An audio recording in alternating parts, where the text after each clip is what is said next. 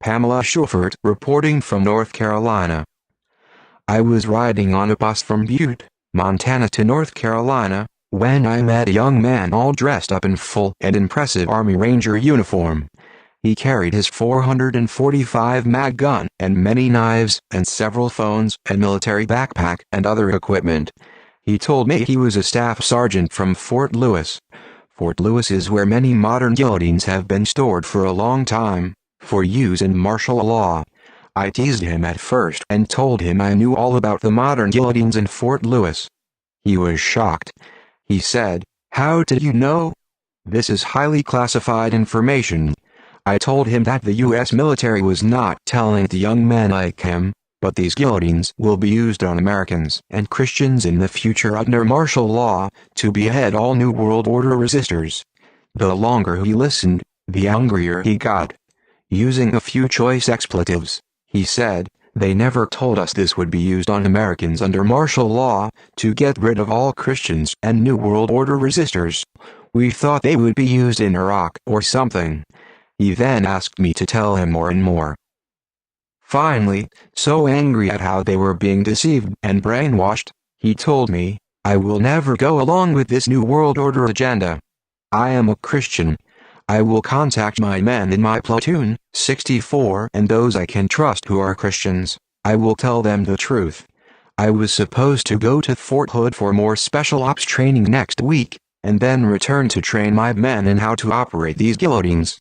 There is a special underground training center where the guillotines are. We are not allowed to bring in any cameras, cell phones, etc., because of high security and silence regarding these guillotines. They are 6.5 feet high, with hand restraints and a place for a person's head as they stand.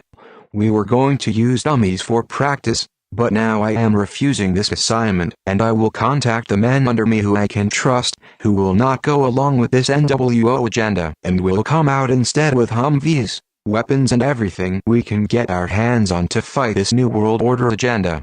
We parted him the next day. He told me he talked to his sister and family, and they were shocked. They were all military. They told him, "How do you know about this New World Order martial law agenda? It is all highly classified." When he told them about me, I had given him a copy of my airman magazine with my famous USAF father's cartoon in it. He was quite amazed and impressed.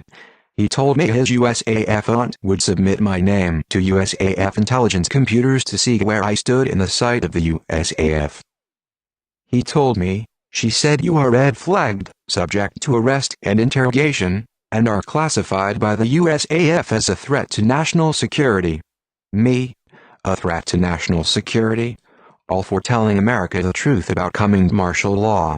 This Army Ranger had told me that if he had been on the side of the New World Order agenda, he was authorized, as an Army Ranger with highest security clearance and much special ops training, to march me outside the bus and shoot to kill for knowing this classified information, or he could have called the nearest military base and had vehicles come to arrest me immediately and take me away for interrogation and termination. That is how classified my inside investigating and information reel is. Yesterday when I called him, he had even more shocking information for me. I am on the run, now. They are trying to pick me up and my USAF sister, too. Our pay and military service and bank accounts have all been closed off. We cannot access anything now. They are now arresting half the men in my platoon. Men I talked to, who agreed that they would never go along with the New World Order martial law agenda. All their pay and service and bank accounts have been cut off from them now too. Military helicopters and Humvees are surrounding their homes. They are being watched and picked up one by one. One man in my platoon defended himself when they broke into his home, shooting 5 military soldiers trying to take him. In the process, some were killed before they were able to arrest him. We are on the run now, my sister and I. They are after us, too. I am actively now on the phone with Staff Sergeant Donnie. His aunt, who ran my name through USAF computers, is now being questioned by USAF authorities. I am sure they are angry with me right now, as well.